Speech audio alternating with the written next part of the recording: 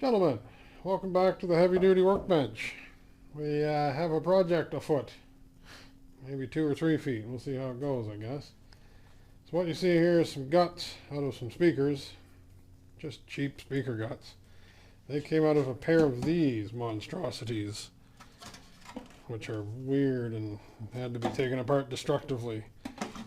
They're like a weird, out of a bookshelf system kind of thing, big boomboxy system thing, but they salvaged those out of the garbage somewhere once years ago.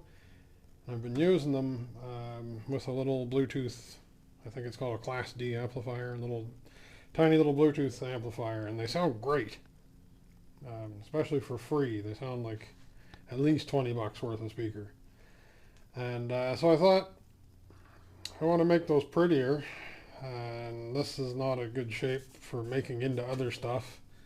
So this had to go somewhere over there. So they even had a weird, like this thing to hold the speaker up, probably cheat a little extra volume. They're ported. A little tweeter thing just bolted onto the plastic outside. Doesn't live in the aerospace here at all. Interestingly, there's another layer of particle board directly behind the speaker. Like right in here, there's a circle layer. Why, I don't know. Might be the circle they cut out of here initially. Probably just to take some of the flex out of this, because the particle board's about 1/4 inch there, if that. Gone. Anyway, so we got some little drivers. Kind of impressed. They have big foam surrounds on them and stuff. It's no wonder they bump pretty good. They are East Tech brand. 6 ohm, 50 watt. That's a little 50 watt per channel amp that I had them on. It's really good. The ports are cardboard tubes, of course, and they came with a life supply of screws in each one. So I got a hold of some measurements, and I figured out the rough interior volume of those speakers. Then I basically doubled that, added a little bit, and used a speaker box calculator online to give me a cut list. And now, just before you think I'm made of money, this is a free scrap piece of plywood. It used to belong to a pallet, which is why it's all full of footprints. And some of it's really not good, but this is a cheap piece of heavy-duty sheet good that I had to use, and we're trying to keep it on a low budget, low budget. And so we're just working on this. That's the back. Here's the front, sort of done some layup. So I'm going to have a divider down the middle, and then 2 speakers here. Do the ports on the back side of them again.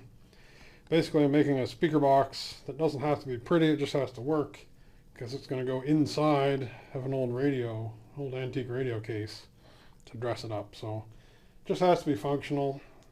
So we're working on cheap/free materials where we can. That's where the project has gotten so far.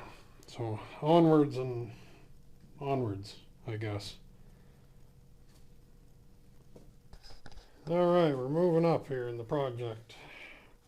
Took my speakers, I had them traced out here before just to get the spacing where the divider will go down the center and all that. So I put this back onto the traced spot and punched each of the corners.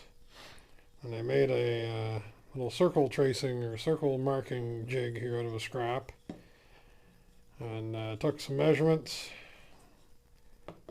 across here and around, and just to see how wide the speaker was. And then you just kind of lightly screw that in there in the center. And give her a twist around at your set radius. And that marks your circle. So next we're going to try the jigsaw. Now, I don't know where all my spare jigsaw blades are.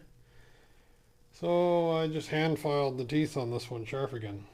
Maybe sharp, kind of. So we'll see if that ever works. Anyway, next. pilot hole. This thing does seem to be cutting okay, which is almost surprising, since I don't think you're supposed to hand sharpen those blades, but whatever. Here we go.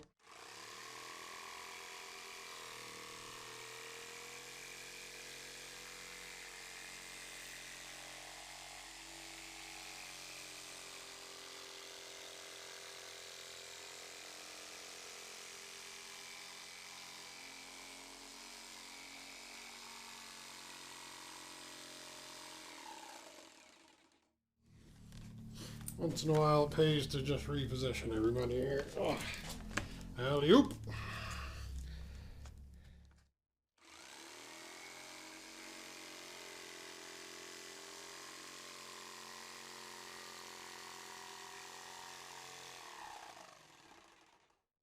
My Allen key caught in my shirt. That's a sentence I wasn't expecting to say today.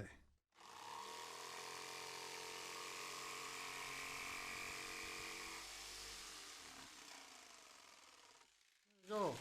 One tree carcass circle. I think most of all I'm pleased about that blade. Slick. Oh yeah, beauty shot here, it would pay off. Alley-oop.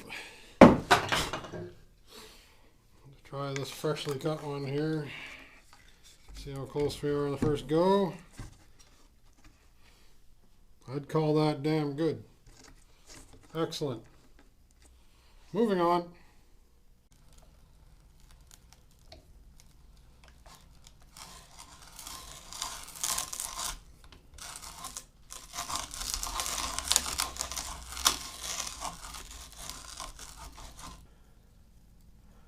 What I'm doing here is making some recesses for these tweeters. They came with a lot more bracketry and nonsense here, so I'm just sort of trimming them down. Original, trimmed. And they'll fit in here and they'll stab a little hole out the back. Hot glue those in place, kind of. Keeps them mostly flush, or at least as flush as the main speaker is going to be. This is all going to be set just a little bit back off of the fabric that's going in front of it, so having this a little lumpy there is okay. I'd rather have this stick a little proud than to go too thin. And then you got it sort of nearby where you want it, and mostly it just peels out with the bench chisel because it's plywood, right? You get into these layers and they just kind of cheese out of there. No big.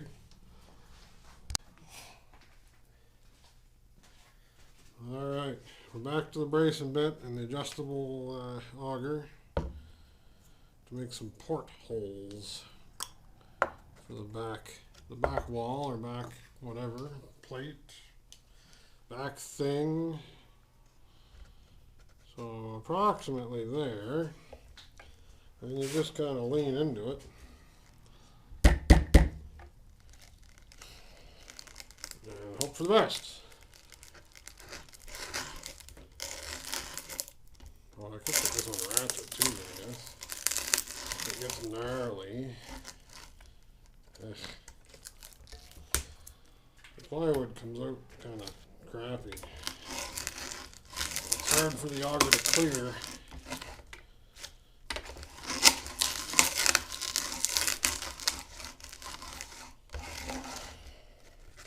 These big chips.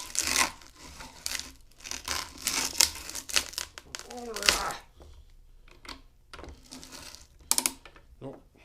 Let's go this way.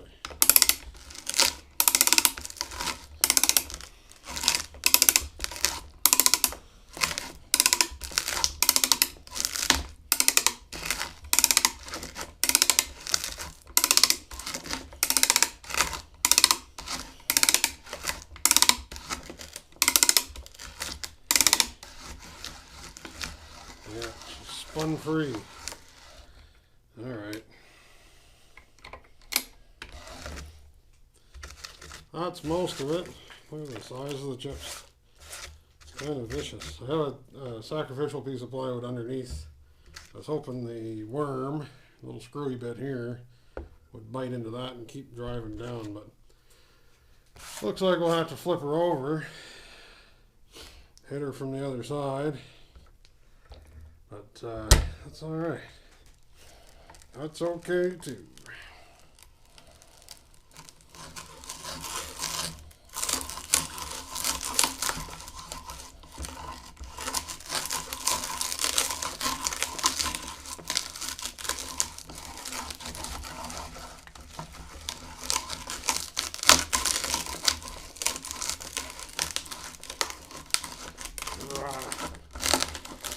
That one there's gone all the way through.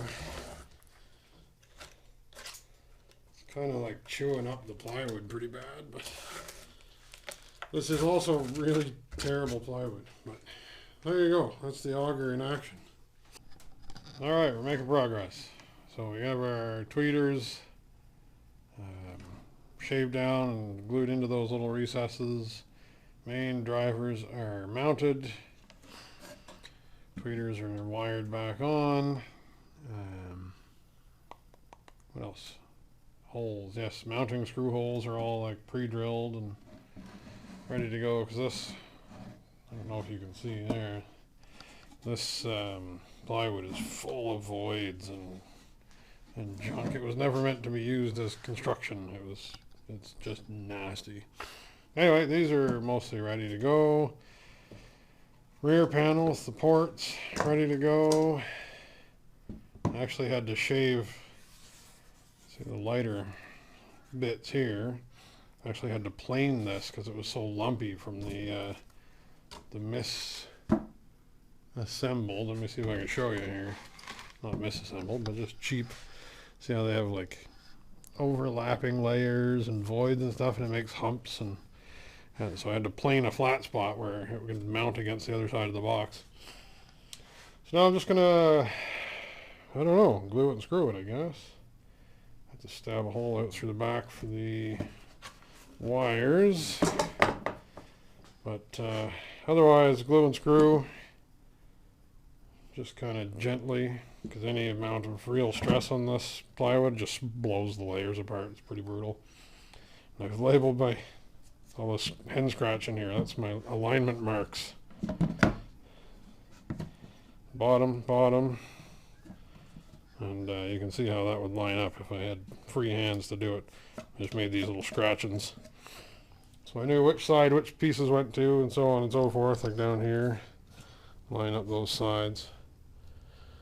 So it's time to get assembling, and see you on the other side. There you go. It's industrial, but it's together. Portholes, wires, yada yada yada. 150 screws, but I think it'll work. I think it looks pretty something. Alright, it's hideous, but it's a box with speakers in it, which makes it a speaker box. Winning.